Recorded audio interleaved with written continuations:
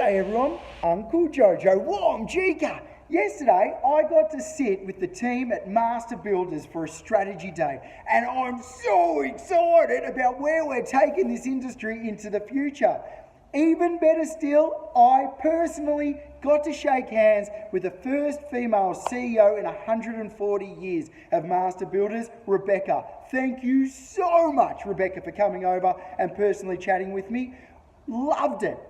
Got me thinking, how many women are getting into the industry nowadays? It is absolutely fantastic. There has never been a better time for women to get into the industry.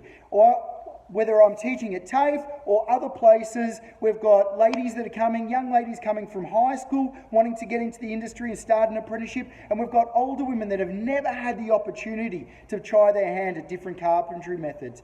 Get into it, that's all I'm going to tell you, and stay awesome.